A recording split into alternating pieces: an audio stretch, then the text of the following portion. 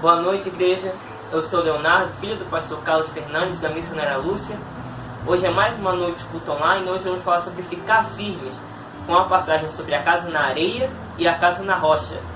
Provavelmente você conhece essa passagem. Está em Mateus, no capítulo 7, do versículo 21 até o versículo 29. Você já vai abrindo aí para acompanhar junto comigo a palavra, mas antes vamos orar em nome de Senhor Jesus.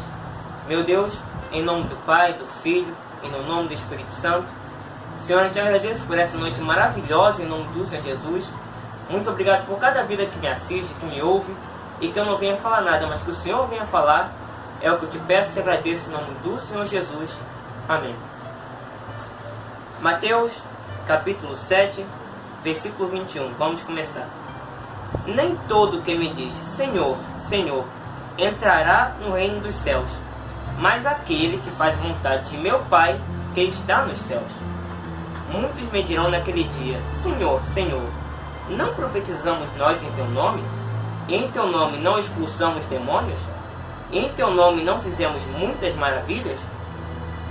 Então lhes direi abertamente, nunca vos conheci, apartai-vos de mim, vós que praticais a iniquidade.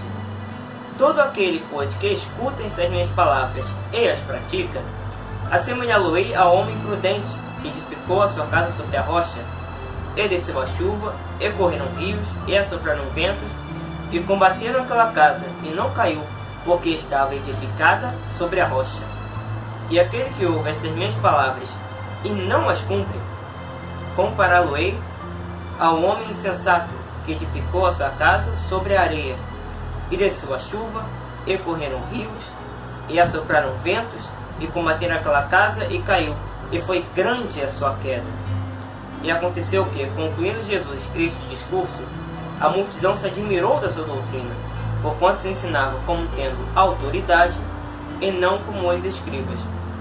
Jesus estava falando com uma grande multidão. Jesus sempre arrastava multidões, e com os discípulos também.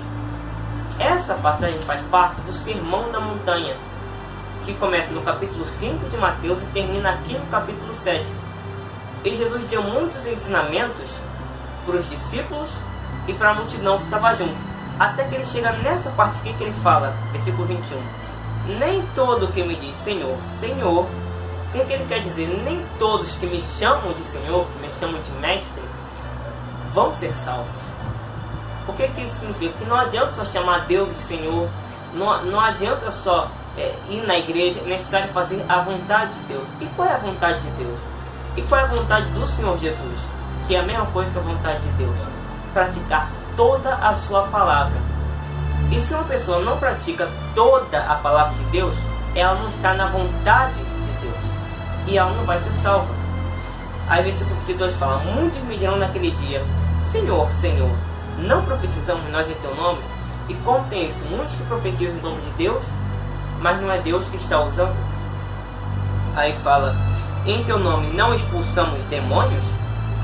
E muitos que, e às vezes até permitem demônios serem expulsos, com um propósito na vida daquela pessoa que precisa ser liberta. Porém Deus uma hora ou outra vai cobrar daquela pessoa que pode estar em um cargo, pode não estar em um cargo, normalmente em um cargo da obra. Então olha que cobrança dura que Jesus fez. Porque diante daquela multidão e daqueles discípulos, iam se levantar homens e mulheres que têm para fazer a obra. Então Jesus já começou cobrando. Aí fala, e em teu nome não fizemos muitas maravilhas? Ou seja, mas Senhor, eu fiz lá, eu fiz isso, fiz aquilo. Mas não adianta se a pessoa não estiver na vontade de Deus. O que Jesus quer dizer com isso? É necessário praticar toda a sua palavra. Além do mais, também, a Bíblia fala de falsos profetas, que eles realizam sinais, curas, muitas coisas maravilhosas, mas é o próprio diabo usando para enganar as pessoas.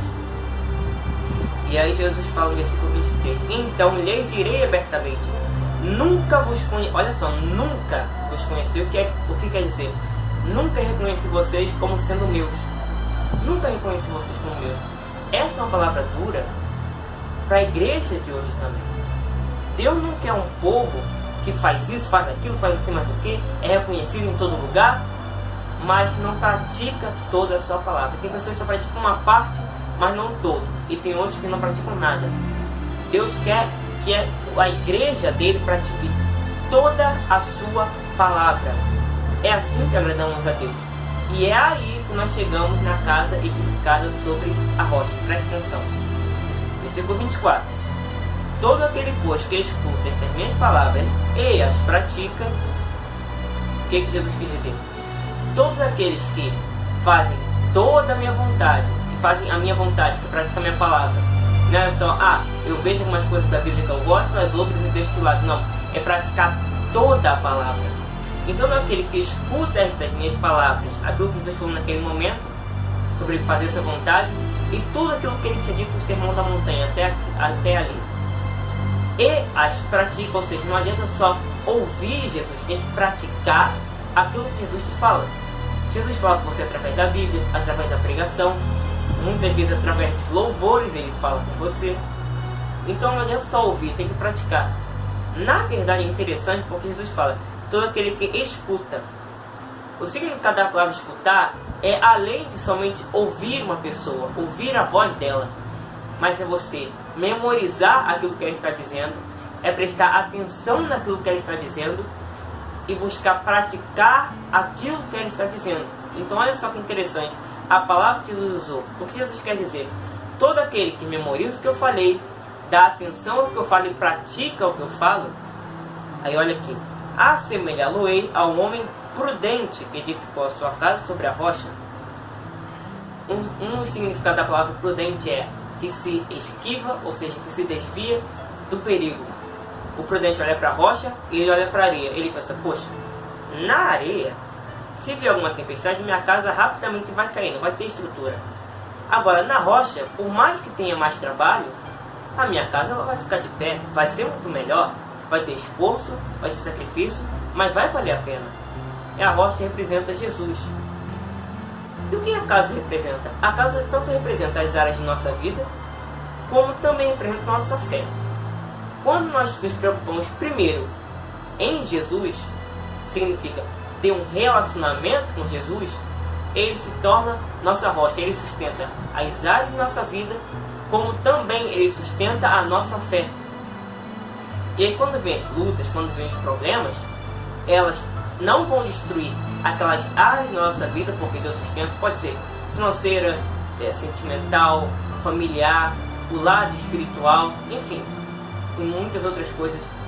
E a nossa fé nele, a nossa confiança nele, vai ficar de pé, porque nós nos ligamos na rocha, nós nos ligamos a Jesus, buscamos ter um verdadeiro relacionamento com ele. Isso é colocar Jesus na rocha, ter um relacionamento com Jesus. Melhor dizendo, isso é ter Jesus como rocha. E é interessante que quando se constrói, quando se busca fazer uma casa na rocha, você precisa cavar na rocha para fazer as estruturas, os alicerces. O que isso significa? Que para termos uma casa estruturada, firme, uma fé firme e as áreas da nossa vida firmes, principalmente a fé, temos que nos aprofundar em ter uma vida com Jesus, em ter relacionamento com Jesus. Assim como você tem que cavar fundo na rocha, temos que nos aprofundar em Jesus se queremos ficar firmes. E também, normalmente se constrói uma vala. Para quê? Para que quando vem a água, enchente, essas coisas, a água ela tem um lugar para escoar, um lugar para ir embora. O que isso quer dizer? Tendo Jesus na nossa vida, ele tanto vai nos conceder estratégias para que a luta que vem vá embora, ou ele mesmo vai criar essas valas na nossa vida, quer dizer, ele mesmo vai criar essas coisas na nossa vida que vão fazer com que aquela luta que vem vá embora. Olha a diferença de ter uma vida com Jesus. Escutar a palavra, você ouve, dá atenção, memoriza e pratica. Olha só, começou a chuva, e correram rios, e assopraram ventos, e combateram aquela casa e não caiu, porque estava edificada sobre a rocha. Ou seja, quando você põe Jesus em primeiro lugar, não importa a luta que seja, o problema que seja, a dificuldade que seja, você permanece de pé. As áreas de sua vida, por mais passem por momentos difíceis, permanece de pé. E a sua fé em Deus, ela permanece de pé. Essas pessoas que, mesmo na luta, na dor, na dificuldade, elas não saem da igreja, elas continuam orando, elas continuam louvando a Deus. Uma forma maravilhosa de você mostrar sua fé é mostrar o quanto você ama Deus em tempos de muita dor, de muito sofrimento. E quem coloca Jesus em primeiro lugar vai ficar firme, e as áreas de vida dessa pessoa tão importantes também vão ficar firmes. Não quer dizer que não vão passar por momentos ruins, mas vai ficar firme. Mas infelizmente essa é uma pequena parte da igreja. Agora olha a outra parte da igreja, que infelizmente estava sendo a maioria, e você vai entender por quê. Versículo 26. E aquele que ouve estas minhas palavras e não as cumpre, preste atenção. Aquele que tinha uma casa na rocha, Jesus falou, aquele que escuta. Aqui Jesus fala ouve. Ouvir só tem a ver com o sentido da audição. Você ouve de tudo, várias coisas diferentes, sendo que não é porque você ouviu aquilo que você vai dar atenção àquilo. Então olha como Jesus usa palavras diferentes, exatamente para deixar bem claro aquilo que ele queria. Tem aqueles que escutam, ou seja, aquilo para eles é especial, é importante, eles dão atenção e praticam. Tem aqueles que só ouvem, vai entrar por um ouvido e vai sair pelo outro. E tem muitos que estavam assim na igreja, que quando você falava sobre colocar Jesus em primeiro lugar, elas não suportavam. Quando falavam que tinha que se afastar do pecado, elas deixavam entrar por um ouvido e sair pelo outro. Elas ouviam a voz do pastor, ouviam a pregação, ouviam o próprio Deus falar com elas, mas elas não davam atenção ao que ouviam. Olha aqui. Aquele que ouve também falar que nós compra-lo-ei ao homem insensato que edificou sua casa sobre a areia. O insensato é um inconsequente. Então atitudes sem parar para pensar em como aquelas atitudes vão atrapalhar a vida dele. Sabe colocar uma casa na areia? Você está falando sobre depósitos de areia, dunas de areia, que normalmente ficava em um vale. Vale é uma grande extensão de terra banhada por um rio. Pensa bem, você coloca sua casa na areia, em um local que tem um rio.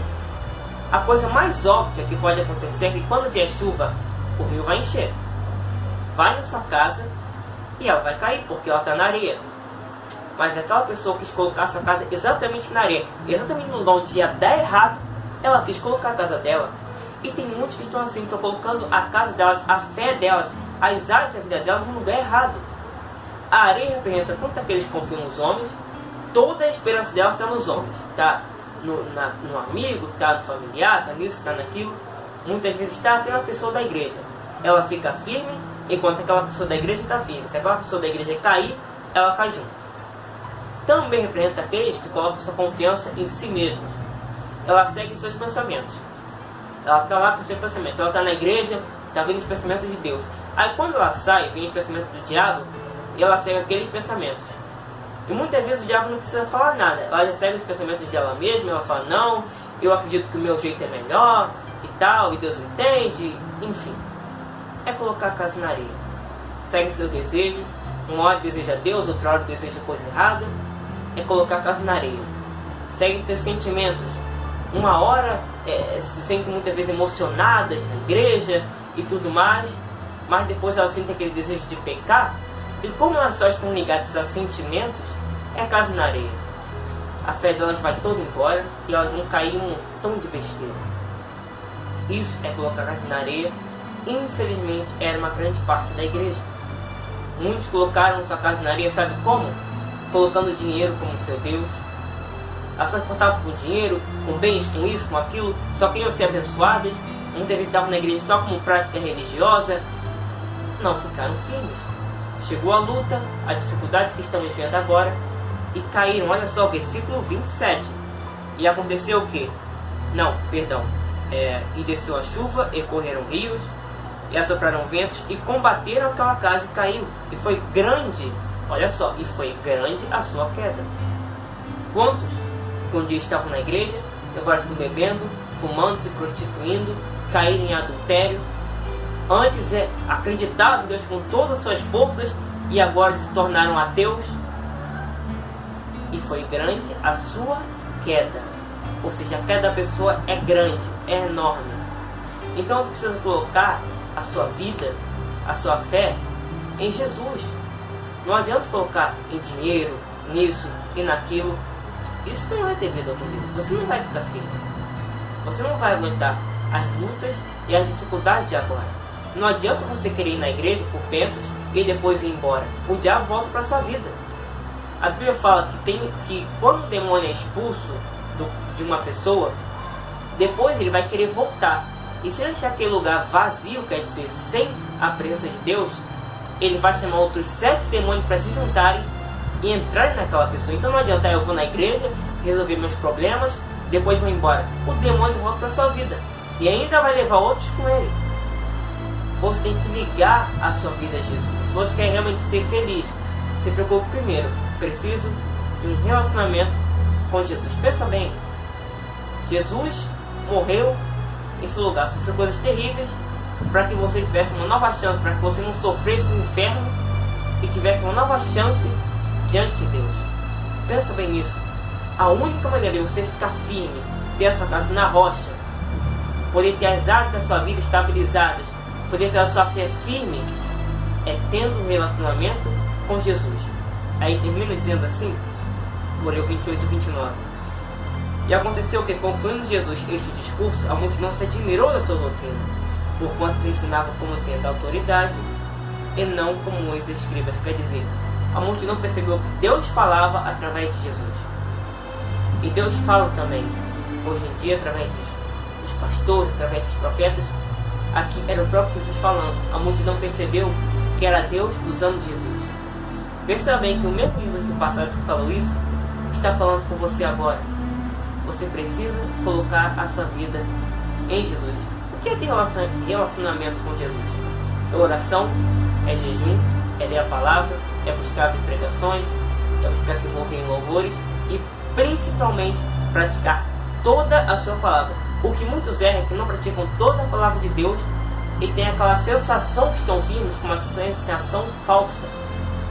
Precisa praticar toda a palavra de Deus. Aí sim você consegue ficar firme. Aí sim você é prudente. Aí sim, quando as lutas vierem, você vai ficar de pé. Não é que você não vai sentir, você vai sentir sim as lutas, as dificuldades, mas você vai ficar firme. Amém? Guarde essa palavra no seu coração. E eu quero terminar fazendo uma oração por você. Meu Deus, em nome do Pai, no nome do Filho e no nome do Espírito Santo, Senhor, muito obrigado por mais uma noite de culto online, em nome do Senhor Jesus. E te agradeço pelas vidas que me ouvem, pelas vidas que me assistem, em nome do Senhor Jesus Cristo. Eu te peço, toca neles, que eles venham ficar firmes na tua presença, em nome do Senhor Jesus. Toca, meu Deus, para que essa palavra não suma do coração deles, porque o diabo vai querer que suma, o diabo vai querer que essa palavra desapareça da mente deles. Que essa palavra fique, meu Deus, no coração deles, em nome do Senhor Jesus. Fortaleça eles, anima eles na fé, em nome do Senhor Jesus Cristo. Toca nos que são tristes, cansados, desamparados, sem força para continuar. E fortaleça-os, consola-os, traga-lhes alegria, traga-lhes paz. Que essa seja uma noite maravilhosa para eles.